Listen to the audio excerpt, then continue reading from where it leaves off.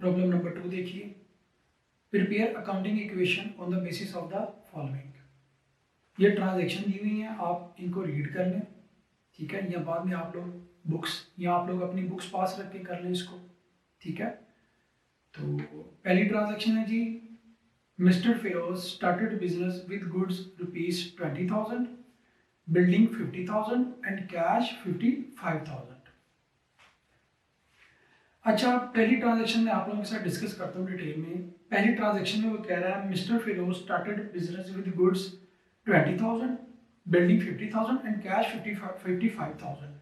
Mister Firoz ने business start किया है। अब बिजनेस स्टार्ट किया उसने तो वो कैश भी लेके आया, गुड्स भी लेके आया, ठीक है, और बिल्डिंग भी लेके आया। अब 3 एसेट को लेके आया, तो ये तीनों आपकी क्या कहलाएंगी? कैपिटल। वो अमाउंट या गुड्स जिससे कि बिजनेस स्टार्ट किया जाए वो क्या कहलाती है? आपका कैपिटल। अब ये तीनों चीजें आपकी क्या है? कैपिटल है। एसेट तो है लेकिन बिजनेस स्टार्ट किया है, इसलिए ये तीनों क्या बन जाएंगे? आपके कैपिटल। अब एसेट साइड पे मैं इन तीनों को लिखूंगा, ठीक है।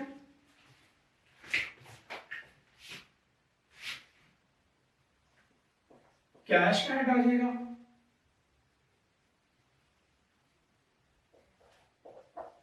गुड्स और बिल्डिंग।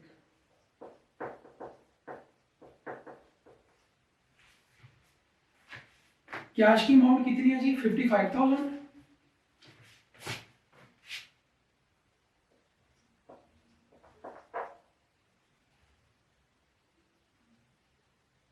गुड्स की अमाउंट कितनी है? 20,000।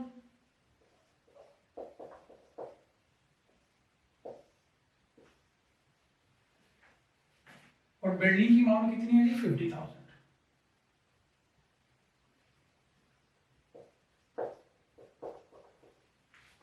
अच्छा जी, assets is equal to liabilities plus capital. इन तीनों का टोटल आप करेंगे, ठीक है, तो वो अमाउंट क्या होगी? आपकी कैपिटल।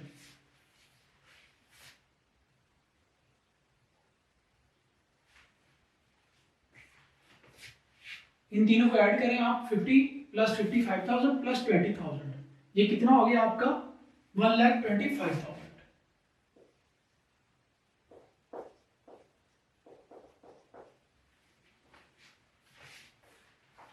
वो अमाउंट जिससे कि बिजनेस स्टार्ट किया जाता है वो क्या कहलाती है? आपका कैपिटल, ठीक है। अब उसने बिजनेस स्टार्ट किया तो वो 3 एसेट लेके आया, कैश भी, बिल्डिंग भी और गुड्स भी।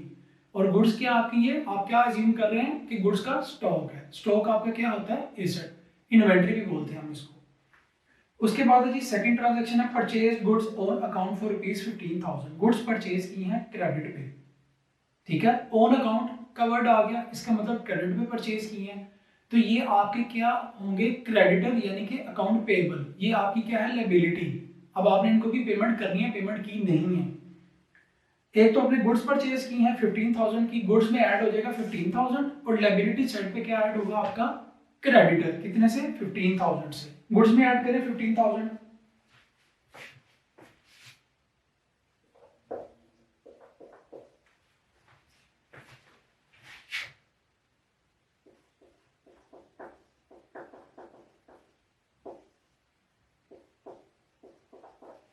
लायबिलिटी साइड पे आपके आ गए क्रेडिटर्स, कितने से? 15,000 रुपए से। उसके बाद है जी sold goods on account for ₹20,000। आपने गुड्स सेल की हैं क्रेडिट पे, ठीक है। अब आपने कैश रिसीव नहीं किया, कैश रिसीव करना है। जिनसे आपने कैश रिसीव करना होता है वो आपके क्या कहलाते हैं? डेटर। इनको हम अकाउंट रिसीवेबल भी बोलते हैं। आप डेटर लिख लें या डेटर ऑफ गुड्स लिख लें या अकाउंट रिसीवेबल लिख लें, एक ही बात है, ठीक है। मैं इसको डेटर लिख रहा हूं क्योंकि किसी कस्टमर का नाम नहीं दिया हुआ, कस्टमर का नाम ही लिख सकते हैं अगर दिया होता तो। नहीं दिया हुआ, आप खाली डेटर लिखें या अकाउंट्स रिसीवेबल लिखें। अच्छा जी, गुड्स आपने सेल की है 20,000 की, तो गुड्स में से कितना कम होगा? 20,000।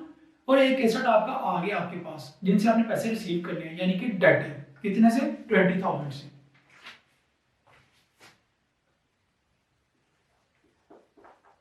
डेटर कार्ड आप एसेट में ऐड करेंगे कितने से?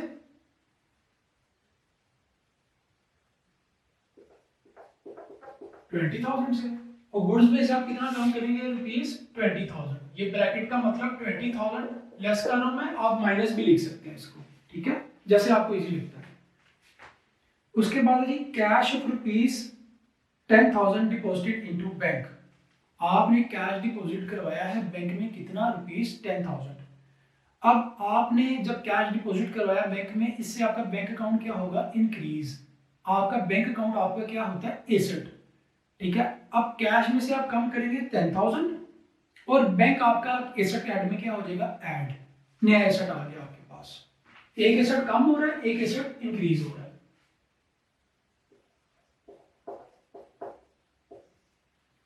कितनी अमाउंट से जी, कितना कैश डिपॉजिट करवाया, 10,000। कैश में से पहले लेस करें 10,000,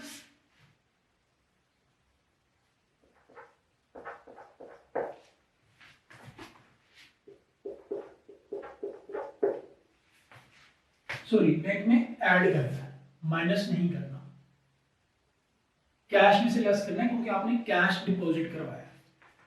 उसके बाद है जी paid cash to supplier of goods ₹10,000, आपने कैश पे किया है सप्लायर ऑफ गुड्स को, ठीक है। यानी कि आपने जिनसे गुड्स क्रेडिट पे परचेज की थी, आपने इनको कैश पे कर दिया, कितना, 10,000। अब जब आप कैश पे करेंगे अपने क्रेडिटर को तो आपकी लायबिलिटी क्या होगी, कम होगी, कैश भी कम होगा आपका। तो पहला इफेक्ट होगा इसका एसेट साइड पे, कैश में से कम करेंगे हम 10,000, और दूसरा इफेक्ट होगा इसका लायबिलिटी साइड पे, क्रेडिटर में से हम कम करेंगे कितना, 10,000।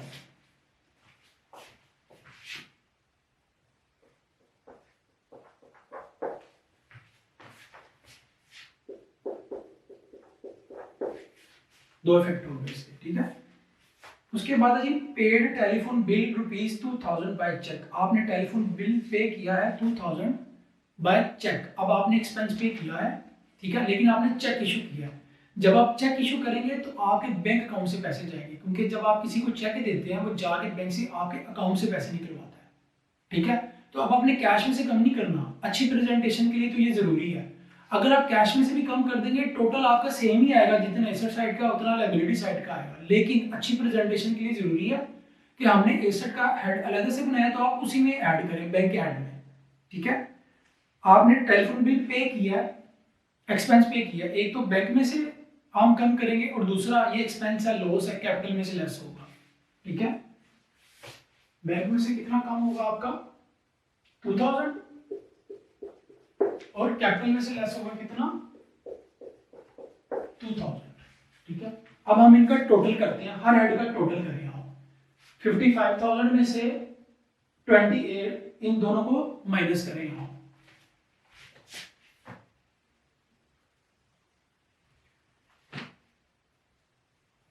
कितना आएगा, 35,000।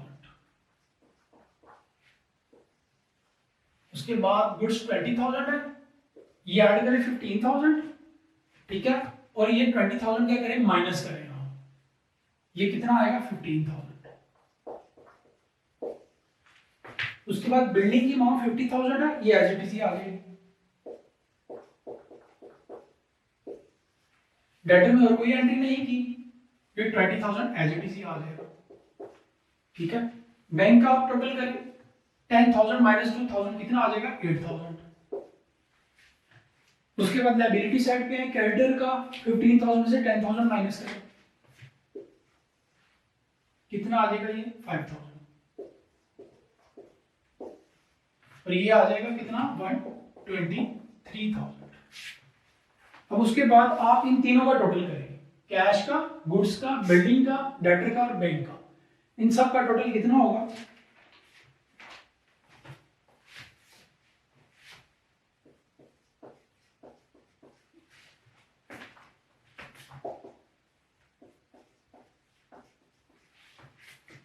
लीजिए। एसेट साइड का टोटल कितना आया, 1,28,000। लायबिलिटी साइड का टोटल कितना आया, क्रेडिटर और कैपिटल का, 128,000। ये आप लोग नोट कर लीजिए, ठीक है। ये एसेट साइड है और ये हमारी लायबिलिटी साइड।